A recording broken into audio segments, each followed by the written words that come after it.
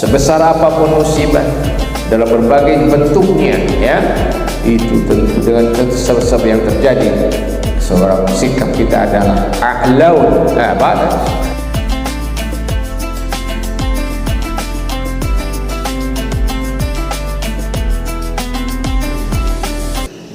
Bismillahirrahmanirrahim. Assalamualaikum warahmatullahi wabarakatuh. Innal hamdalillah nahmaduhu wa nasta'inuhu wa nastaghfiruhu wa nastahdihi wa natubu ilayh. Asyhadu an la ilaha illallah wa asyhadu anna Muhammadan abduhu wa rasuluhu alladzi la nabiyya ba'dah.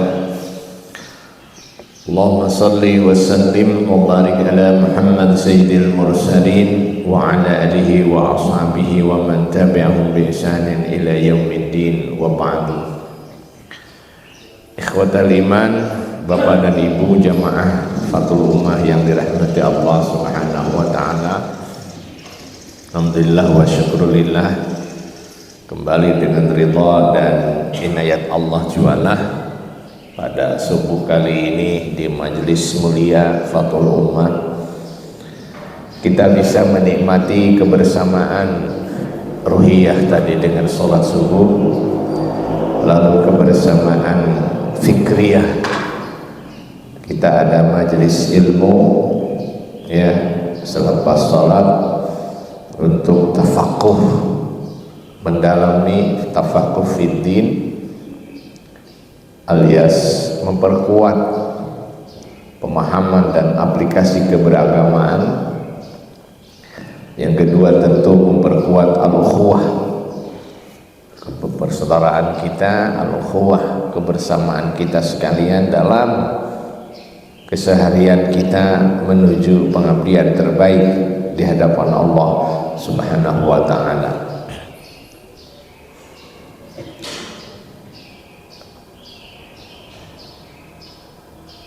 Banyak yang mudik ya ini ya,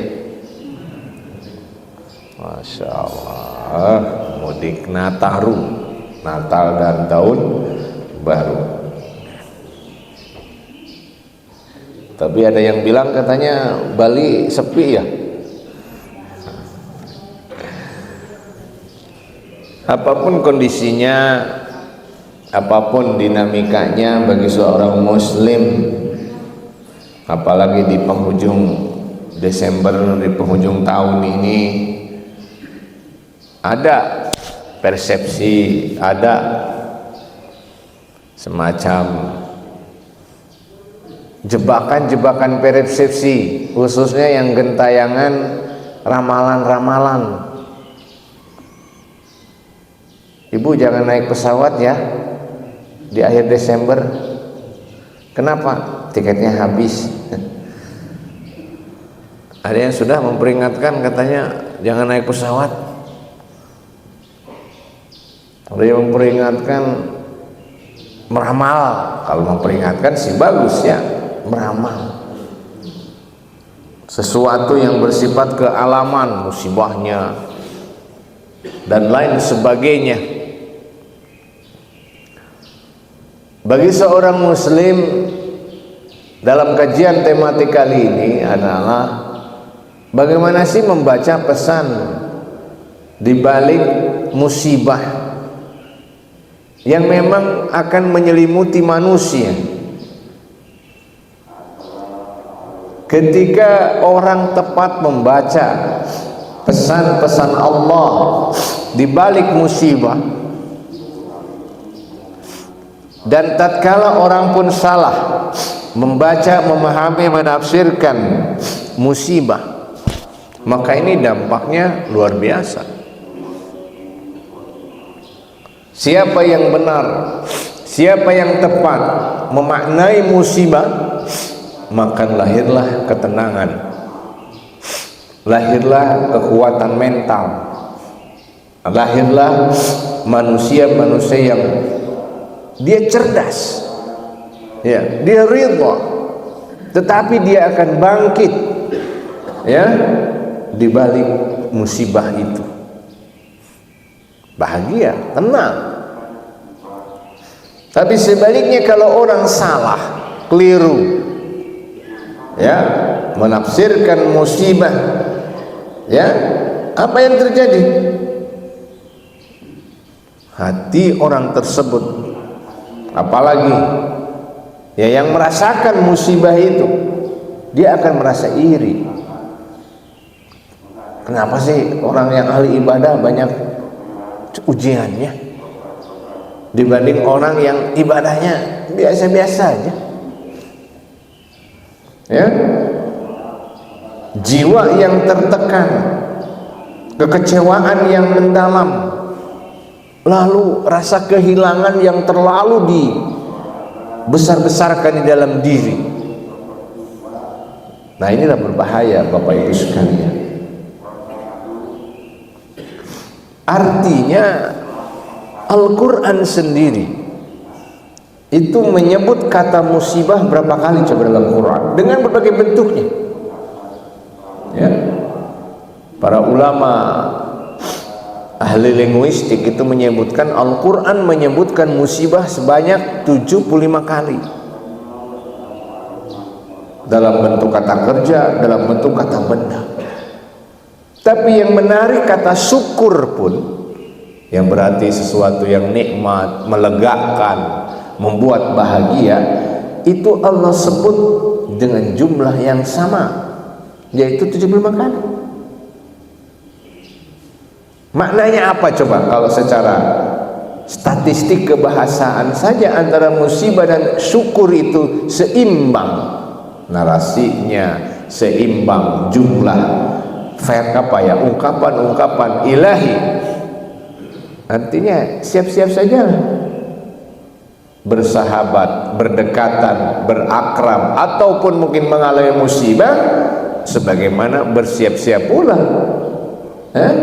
orang akan menikmati rasa syukur, menikmati kenikmatan yang ketenangan dan lain sebagainya. Jadi di sini tawazun nafsi. Dari angka ini saja kita akan sadar, oh, mengapa harus terlelap dalam musibah, meratapi musibah begitu tinggi, atau ya terlena dengan nanti kenikmatan, kebahagiaan, ketenangan.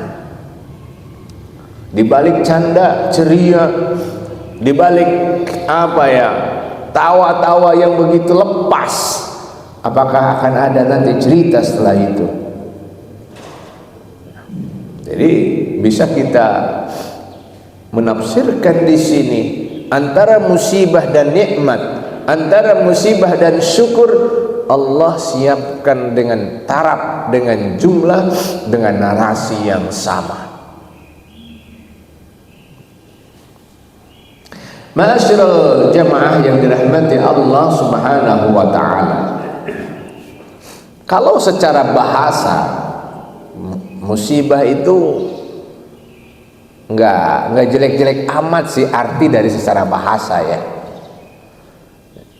Ya, walaupun musibah ini kan al-musibah wazan af'ala, asaba yusibu isabatan fahuwa musibatun. Sebenarnya kata musibah kalau secara bahasa artinya as-saub, as-sawab, sesuatu yang menimpa dengan tepat, itu namanya as-saub. Sesuatu yang benar, tepat, akurat disebutnya as-sawab. Ini dekat dengan musibah, ya, as-saub, as-sawab. Makanya kalau para ulama setelah menerangkan, menjelaskan apapun fatwa-fatwa agama, mereka mengakhiri dengan kata-kata wallahu a'lam bis-shawab. As-shawab, Allah lebih tahu. As-shawab, as-shawab, yang paling benar, yang paling tepat, Allah lah yang lebih tahu. Jadi wallahu a'lam itu diungkapkan kalau sudah menjelaskan. Ini mah bapak ditanya sama istri, Pak, apa hukumnya ini? Wallahu a'lam bishawab. Salah itu. Ketawaduan seorang ulama ketika sudah menjelaskan sehebat apapun ide beliau, fikrah dia, selalu diakhiri dengan wallahu a'lam bissawab. Lihat Al-Qurtubi, kalau sudah paragraf-paragraf dia selesaikan, ya, tafsiran dalam Al-Jami' li Ahkamil Quran, dia akhiri dengan apa? Wallahu a'lam bissawab. Kalau santri dengar wallahu a'lam bissawab, senang. Kenapa? Pengajian akan beres. Artinya jadwal ramah tamah sudah dekat. Wallahu a'lam bissawab. Ya. Kalau secara definisi memang, ya, siapa sih yang memaknai musibah dengan sesuatu yang seperti bahasa tadi ya, agak-agak bagus sebenarnya. Ya, Al-Jurjani menyebutkan, ya, bahwa Imam Al-Jurjani dalam kitab At-Ta'rifat disebut musibah itu adalah ma la yula'im at-taba', apapun yang tidak seirama, apapun yang tidak, ya, tidak selaras dengan apa? At-taba', tabiat, kesenangan, rasa, keinginan manusia secara natural, itulah namanya musibah. Beliau menyebutnya kal maut, kematian. Siapa yang senang dengan kata yang satu ini? Ya, al maut. Al musibah ismun likulli ma yasu'ul insan. Ya, kata Imam Al-Munawi, segala sesuatu apapun namanya, apapun peristiwanya, apapun dinamikanya, yasu'ul insan, selama membuat manusia merasa menderita, ya, merasa ada kejelekan, merasa ada sesuatu yang tidak dia kehendaki, yaitu namanya musibah. Atau ma yusibu minasyarri, apapun kejelekan, apapun, ya, penderitaan yang tepat menimpa seseorang, menimpa seseorang, ma yusibu minasyarri, kejelekan apapun, penderitaan dan lain sebagainya yang menimpa seseorang, yaitu musibah, asyar. Ya, makanya kekalahan Persija kemarin di Padang itu musibah, ya. Yang musibah bagi The Jack, tapi nikmat bagi Persib Bobotoh ini. Ya Allah, ini abah Persib no aingnya.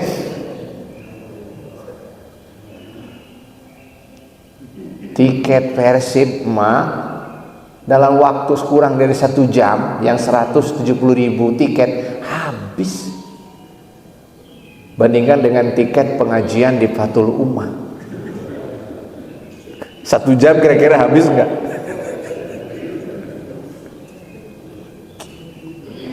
Ada apa dengan umat ini? Ustaz Salim Afillah, ini Ustaz Salim ya, ini Ustaz besar ini. Allah, bagaimana Ustaz? Giliran bola, gaji Ustaz Tom Haye tahu?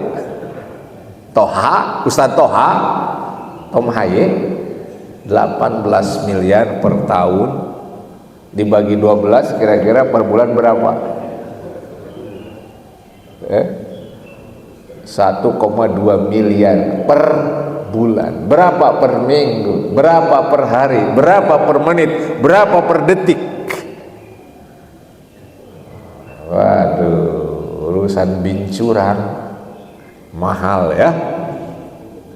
Dosen kalah Pak, seminaris yang tukang seminar lewat, Tapi kalau main bola profesional, Masya Allah. Apakah kekalahan bola bagi pendukung pendukung klub tertentu adalah musibah? Iya, kalau itu dianggapnya syarr. Tapi marilah Bapak Ibu sekalian, kalau kita renungkan anwa'ul masaib,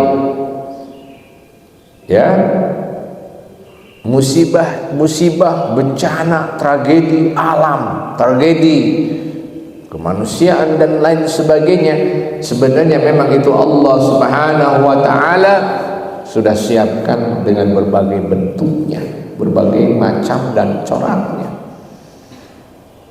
Al-musibah, al-masaib. Yang pertama adalah al-masaib atau musibah yang bersifat ammah, umum. Menimpa siapa? Bumi, menimpa manusia, ya, menimpa ya segala makhluk yang ada di lingkungan habitat itu. Bukan hanya makhluk-makhluk hidup, bahkan makhluk-makhluk yang jamadat, alias bebatuan, bebatuan, pegunungan juga sama. Apa contoh dari masaib ammah ini?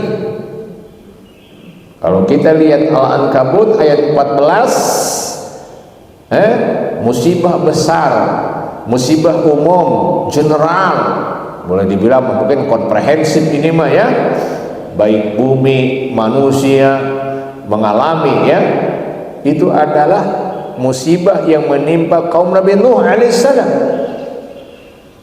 ya.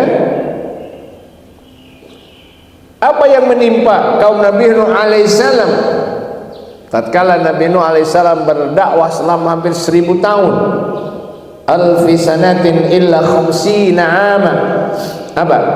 Hampir 1000 tahun kurang 50, berarti 950 tahun, 9 abad beliau berdakwah, ya. Tetapi tidak ada jawaban, tidak ada respon, kecuali hanya berapa gelintir yang mengikuti dakwah beliau. Fa akhadhahum tufan wa hum zalimun. Allah siapkan, Allah hadirkan tufan dahsyat, tsunami yang begitu hebat, ya, menimpa apa? Ya, alam, menimpa bumi, menimpa manusia, menimpa pertanian yang ada pada saat itu. Wa hum zalimun, karena mereka dalam keadaan zalim. Zalimnya kaum Nabi Nuh di hadapan perlawanan, ketika mereka melawan terus, membangkang, membalikkan badan, tidak mau menerima dakwah Nabi Nuh alaihissalam, Allah hadirkan musibah yang bersifat ammah. Kaum Nabi Lut alaihissalam, Nabi Lut juga sama, ya. Nabi Lut alaihissalam tatkala mereka, lihat Al-Haqqah ayat 6 sampai 8 berbicara tentang khasaf, artinya gempa yang begitu dahsyat, ya. Ja'alna 'aliyaha safilaha, bagian atas bumi Allah balikan ke bawah, longsor kan namanya, ya. Wa amtarna 'alaiha hijaratan min sijil, dari atas Allah hujani mereka dengan batu-batu panas yang begitu dahsyat.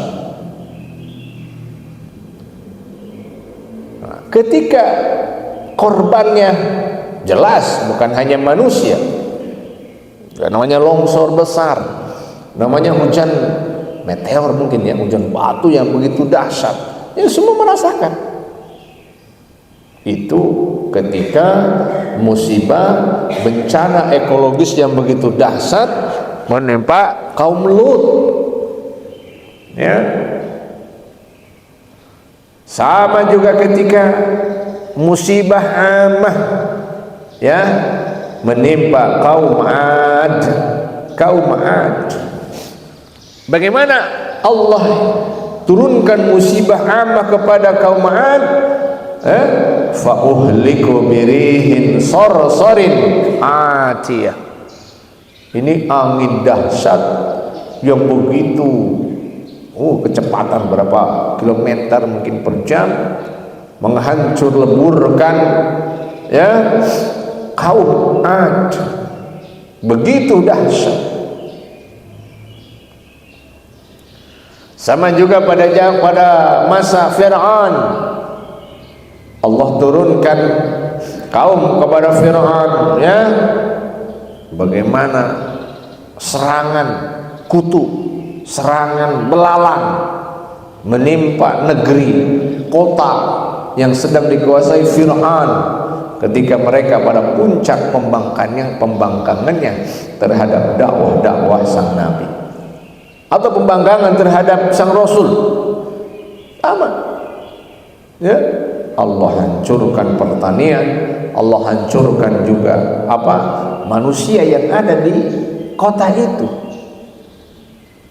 Nah, inilah yang disebut dengan musibah bencana yang bersifat ammah. Siapapun, entitas manapun yang ada pada saat itu turut merasakan dahsyatnya, beratnya, pahitnya, menderitanya dari al-bala atau musibah seperti itu. Ini musibah yang di 3 provinsi, musibah yang umum juga ya, semua merasakan ya. Ternak pun banyak yang ternak meninggal atau wafat. Banyak ternak rusak, pokok perkebunan, perkampungan, jelas manusia juga. Ammah itu. Pertanyaannya, kira-kira jenis apakah 3 pulau itu disamakan dengan kaum-kaum yang Allah sebutkan tadi? Kaum Nabi Nuh, kaum Lut, kaum 'Ad, kaum Fir'aun. Ya, kita harus tepat memaknai semuanya itu, jangan sembarangan juga ya. Ada yang bilang tuh gara-gara memboikot ceramah dari seorang Abuya, katanya. Dengar nggak kan Abuya kan? Abuya Ar-Razi ya, ditolak di Padang ya katanya. Ada yang mencocokologi. Ingat yang di Tapanuli yang anak yatim nginep di masjid malah digebugin rame-rame, dituduh mencuri sampai mati meninggal.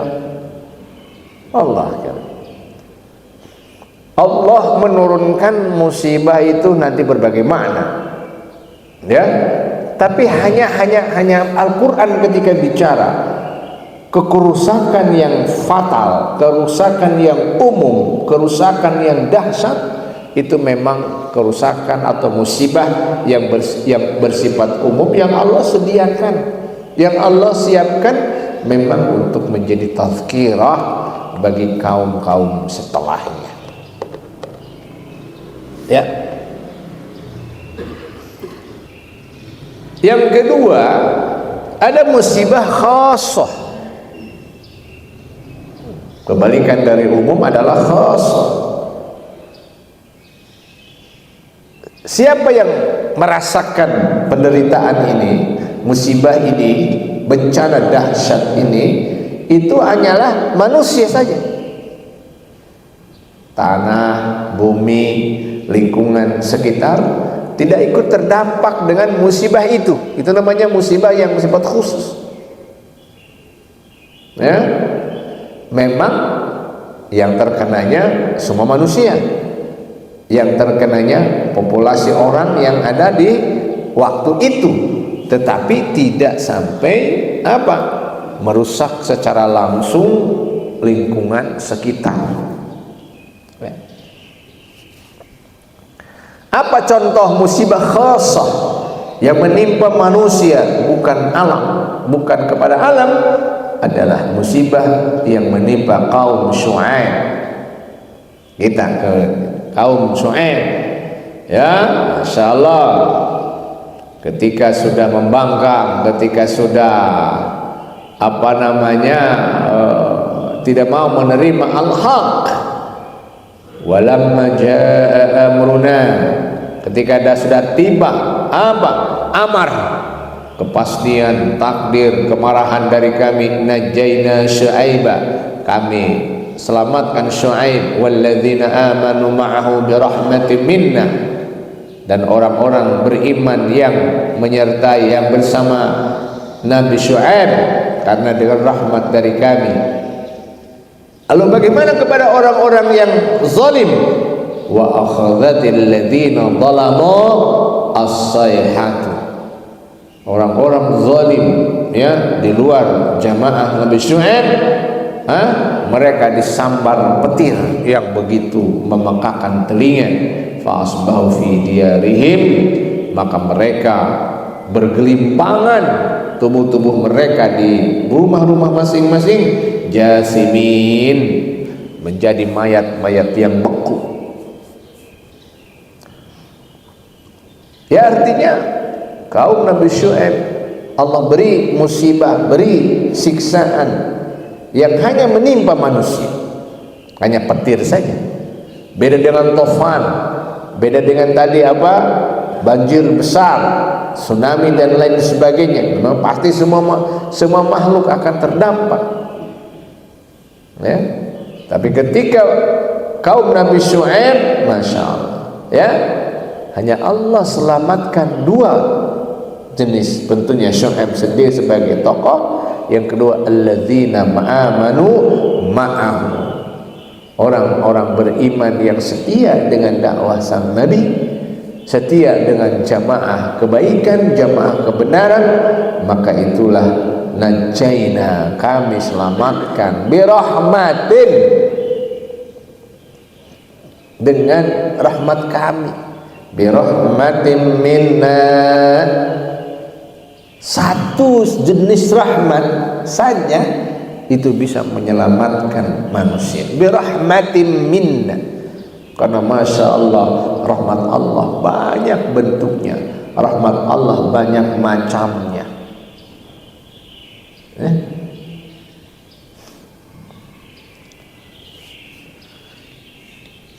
Yang ketiga, musibah adalah yang menimpa khasatan. Ada musibah yang khasah alias tertentu khusus, tetapi yang merasakannya hanyalah afradan duna akhirin, orang per orang yang merasakannya, individu tertentu yang merasakan musibah itu. Kalau tadi kan kelompok banyak orang, komunitas, populasi manusia. Nah, kalau ini adalah tatkala seseorang kekufurannya begitu tinggi, ya, pembangkangannya sudah melebihi batas kesabaran, maka musibah Allah turunkan min babil uqubah, sebagai bentuk punishment, ya, hukuman, ya, walau ataupun qisas. Qisas di sini artinya ya balas dendam atas dulu pembangkangan, maka dibalas dengan musibah. Siapa? Apa sampel dari sini? Adalah Qarun. Qarun yang hidup pada zaman Nabi Musa alaihissalam. Kita tahu kekufurannya begitu tinggi, pembangkangannya begitu dahsyat, ya, terkenal dengan kekayaannya yang luar biasa, banyaknya, luar biasa, berlimpahnya. Tapi dia tidak mau menerima kebenaran. Fa khasabna bihi, tiba-tiba kami tenggelamkan, kami longsorkan, kami balikan, kami tenggelamkan ke dalam tanah, bihi, kepada Qarun, bihi, kepada Qarun saja, ya, wa bidarihi, lalu juga rumah Qarun, rumah tempat tinggal, istana tempat tinggal Qarun, berarti keluarga dia aman. Tetangga Qarun lah merasakan. Hanya musibah khusus menimpa orang per orang karena sebab-sebab pembangkangan yang sudah begitu dahsyat. Fakhasabna bihi wa bidarihi, yang ditenggelamkan hanyalah Qarun, ya, hanyalah juga istana gemerlapnya al-ardha ke dalam bumi. Fama kana lahu min fi'atin yansuruna, siapa sih? Apakah ada kelompok, apakah ada jamaah, apakah ada pihak yang bisa menolong Qarun, ya, min dunillah, kalau bukan dari pertolongan Allah. Kisah Qarun mengingatkan kepada kita sekalian betapa, ya, janganlah kecintaan dunia terhadap dunia berlebih-lebihan, menciptakan posesifnya terhadap dunia melebihi batas. Karena boleh jadi kalau orang per orang sudah salah memaknai dunia, salah memaknai kemewahan ataupun harta benda, maka tunggu, fakhasabna bihi, Allah akan hancurkan orang tersebut dengan cara apapun. Allah lebih maha tahu bagaimana memperlakukan orang itu. Wa bidarihi, plus seluruh properti, seluruh kekayaan yang dia miliki.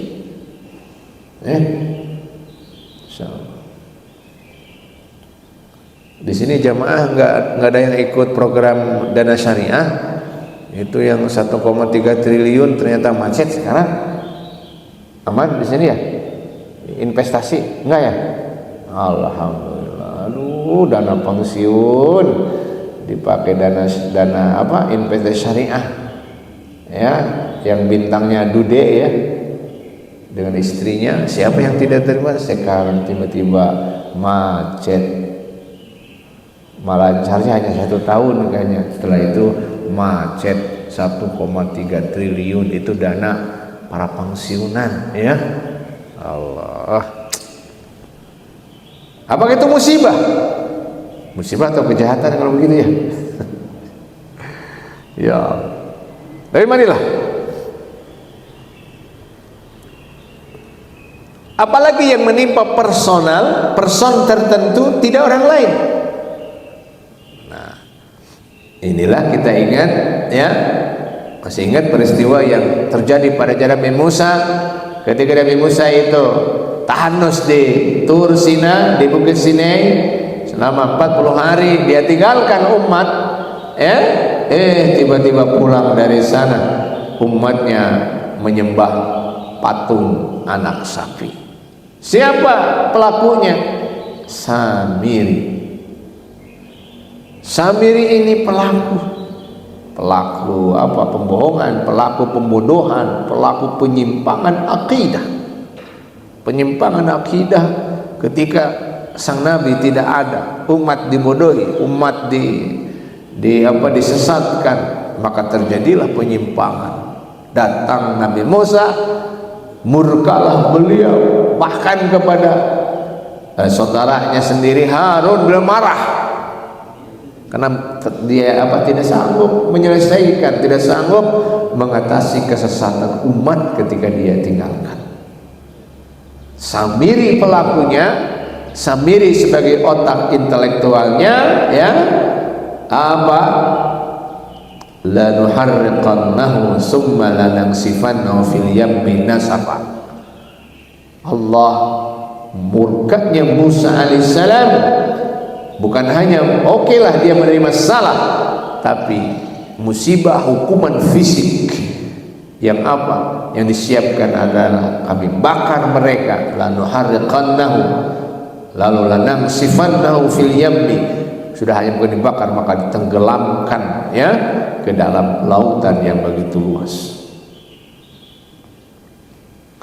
Maka oleh karena itulah hadirin yang dirahmati Allah Subhanahu wa taala, hati-hatilah dengan, ya, kalau tindakan persorangan, kalau sudah melebihi batas dari ya pembangkangan, ya penyimpangan, ya kesesatan perorangan, pasti ada dampak. Alam ini akan juga murka. Pengundulan hutan yang begitu zalim, korporasi besar yang begitu semena-mena, ya itulah. Tapi yang dirasakan semua, siapapun dia, mau afran individu, mau jamaah orang per orang, apapun, hati-hati. Nanti Allah munculkan musibah-musibah dalam berbagai ragam dari segi siapa yang menjalani, siapa yang mengalami musibah itu. Ternyata jawabannya sama.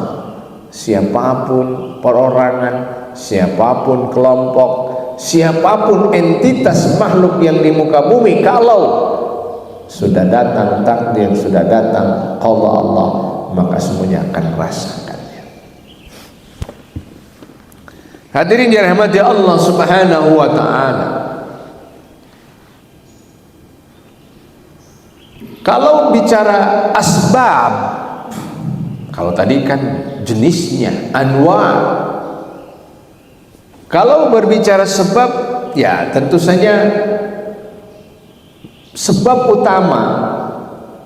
Kalau bicara hukum alam sunnatullah adalah tafsir pertama, musibah tidak terjadi kecuali adanya al-mukhalafah, penyalahgunaan, pembangkangan terhadap sunnatullah. Sunnatullah hanya dulu. Allah, alam ini Allah sediakan, sudah teratur. Allah tata ini dunia dengan begitu sunnatullah yang begitu rapi. Tiba-tiba manusia datang dengan keserakahan yang tidak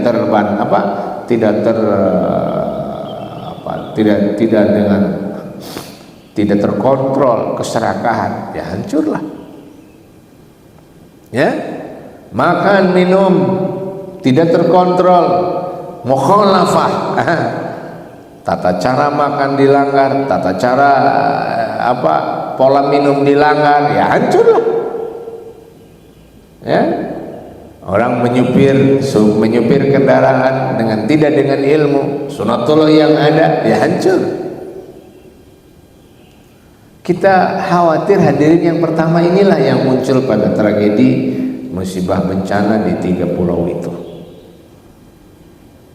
Katanya Jawa Barat juga sudah mulai, ya ini sudah mulai banyak nih di Jampang, Kulon, aduh udah longsor ini, di mana-mana ngeri. Apakah ini bentuk dari sebab pertama, al-mukhalafah? Iya. Artinya alam Allah sudah ciptakan, manusia Allah ciptakan dengan struktur yang begitu dahsyat. Kalau alam, kalau manusia, kalau manusia basyar sudah keluar dari pakem Rabbani, ya tunggulah musibah, bencana, malapetaka akan terjadi. Kulu min thayyibatin ma razaqnakum. Silahkan, kalian senang makan tertentu, minum tertentu, silahkan, apapun yang kami rezekikan kepada kalian. Wala tatghaw fihi, tapi jangan tughyan, berlebih-lebihan, melebihi batas, ya. Fayahillu alaikum ghadabi, maka pasti kalau sudah tughyan, melebihi batas, akan tibalah ghadab, kemurkaanku menimpa kalian. Ini urusannya makan dari yang disenangi manusia, menikmati apa yang ada di dunia ini. Tapi kalau sudah tughyan, melebihi batas, ya hancur. Tidur melebihi batas, makan minum melebihi batas, ya. Di medsos pun melebihi batas. Waduh, kalau dulu kan mulutmu harimaumu, sekarang mah jarimu harimau, jari kan.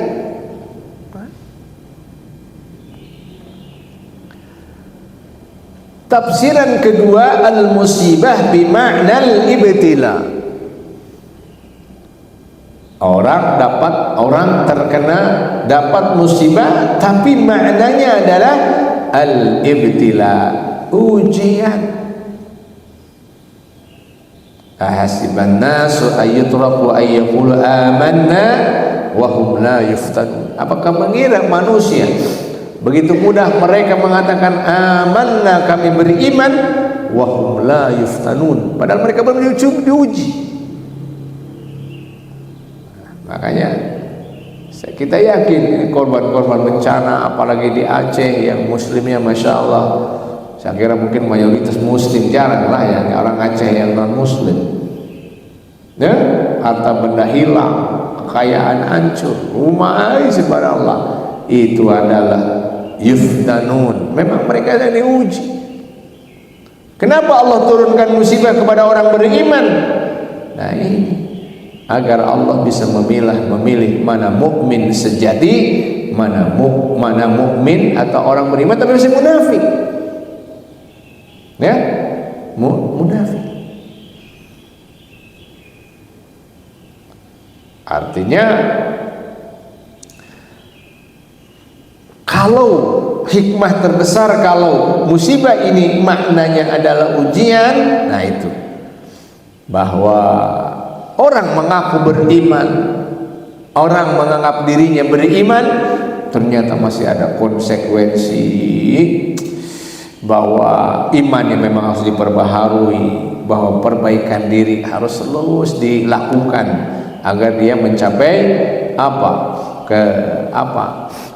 keunggulan, kematangan di dalam beriman, di dalam beragama. Ya. Apakah perang Uhud tidak, dalam perang Uhud tidak ada juga bentuk musibah yang menjadi ibtila? Ada. Oke lah, babak pertama Uhud kita tahu pasukan Islam menang. Babak kedua karena kesalahan indisipliner pasukan Ar-Rumah pemanah, perang-porandakan.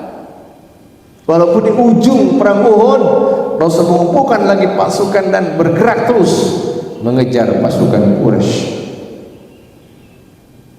Semua ini adalah ibtila, sehingga orang beriman ya, ketika sudah tiba sebuah musibah, sebuah bencana, hunalika betuliyal mu'minun, di sanalah kalau Allah sudah menghendaki orang-orang beriman itu diuji, wa zulzilu zilzalan syadida, dan mereka digoncangkan dengan musibah, dengan ya turbulensi nasib yang begitu dahsyat. Lihat dalam surat Al-Ahzab.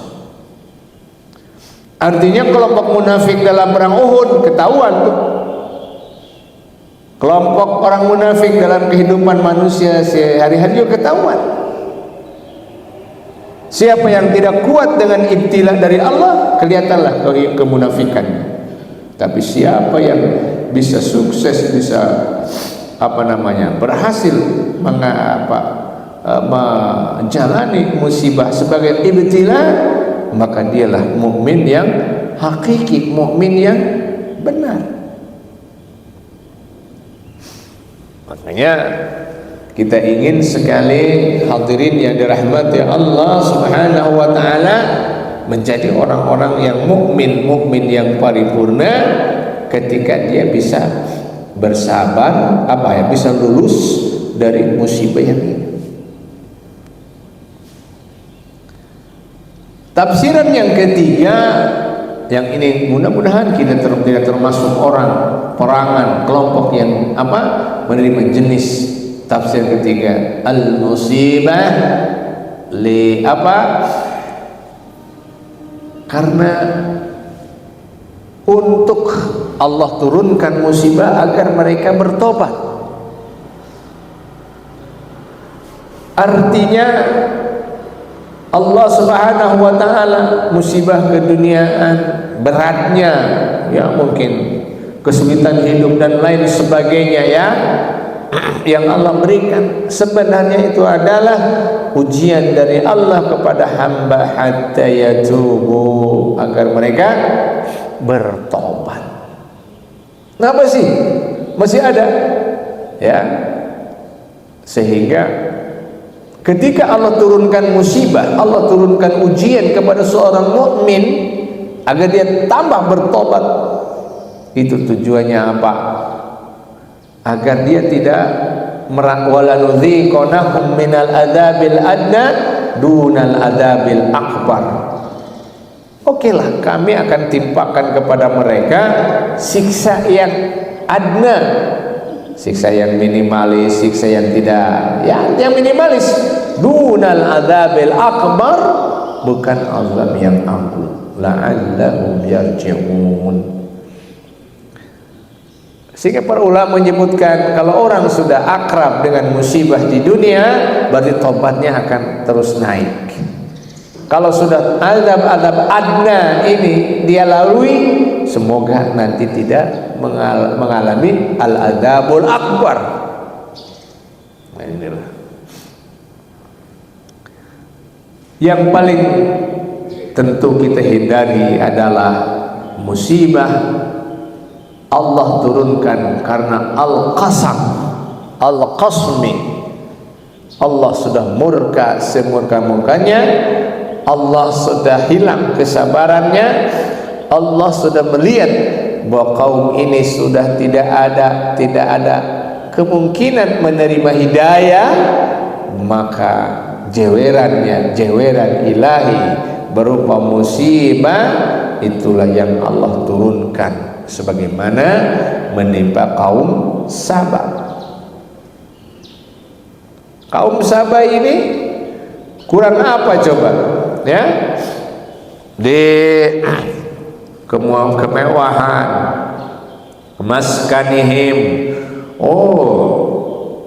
apa ya, tempat tinggal mereka yang indah, kebun-kebun yang begitu subur, rizki yang berlimpah kepada mereka, negara mereka yang baldah taibah warabun ghafur.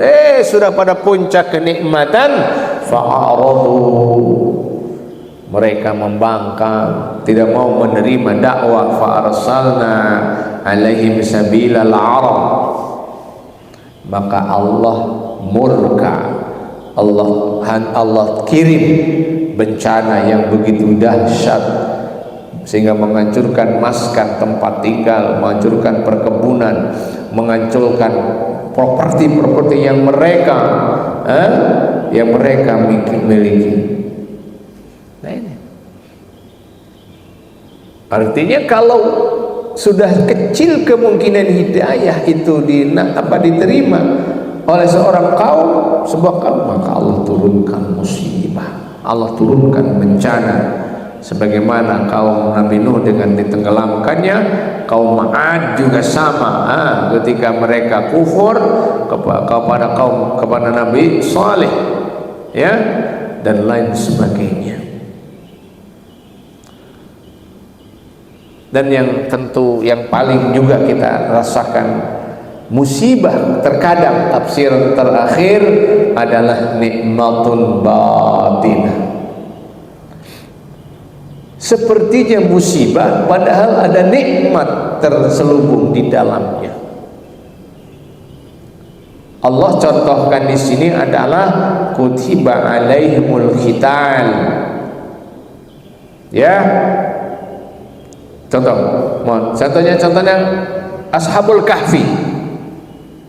Ashabul Kahfi kan 7 pemuda yang mereka lari ke gua untuk menghindari dari penyesatan, dari kehancuran akidah. Ya. Lalu bagaimana ketika Nabi Khidir, masih ingat Nabi Khidir dalam surah Al-Kahfi, dia merusak kapal yang dia tumpangi, kebetulan kapalnya adalah milik orang miskin dan lain sebagainya. Ya. Khususnya kalau lihat peristiwa Nabi Khidir sebenarnya. Ya, kapal dirusak, ada anak kecil dibunuh, ada rumah yang sudah hampir roboh dia perbaiki. Musa alaihissalam tidak bisa membaca fenomena ini, tapi dia protes. Dia dia memberikan pertanyaan, mengapa engkau, mengapa engkau, mengapa engkau? Karena ini musibah. Maka di sana ada nikmat apa? Nikmat yang terselubung. Sebagaimana ketika kita berperang itu diwajibkan kepada manusia. Kurhul lakum, kan berat. Siapa yang senang dengan perang? Lo kebayangkan perang, darah tertumpah dan sebagainya, ya. Padahal asa an takrahu syai'an wa khairul lakum. Boleh jadi kalian benci dengan sesuatu, padahal itu lebih baik bagi kalian. Makanya hadirin dirahmati Allah Subhanahu wa taala, tidak ada musibah yang bersifat ammah alias yang general tadi kecuali memang adalah sebuah uqubah alias siksa. Dan kita sebagai orang mukmin tentu saja ketika musibah datang dengan berbagai jenisnya, ingat ya perkataan Allah ketika dalam perang Uhud, wala tahinu wala tahzanu, jangan hina, jangan terlalu meratap, ya, wa antumul a'laun, karena kalian adalah a'laun, ya, orang yang level tertinggi, in kuntum mu'minin, kalau kalian beriman. Inilah pernyataan terakhir dalam Ali Imran 139 mengatakan sebesar apapun musibah dalam berbagai bentuknya, ya, itu tentu dengan sebab yang terjadi, seorang sikap kita adalah a'laun. Janganlah merasa terdampak, terpuruk yang berlebihan, mentalitas psikologi yang begitu tepat jatuh pada titik nol, ya, kalau kita benar-benar beriman. Wallahu a'lam bishawab. Semoga ada manfaatnya dan kita bisa menjadi orang yang sabar serta orang yang punya ihtisab, cara pandang yang tepat terhadap musibah, untuk kita bisa bukan bersahabat dengan musibah, tapi marilah antara sabar dan syukur, ternyata Allah seimbangkan narasi dalam Al-Quran. Semakin bersabar maka semakin gampang bersyukur. Dalamnya rasa syukur adalah menyiapkan kesabaran dalam kehidupan. Allah alam.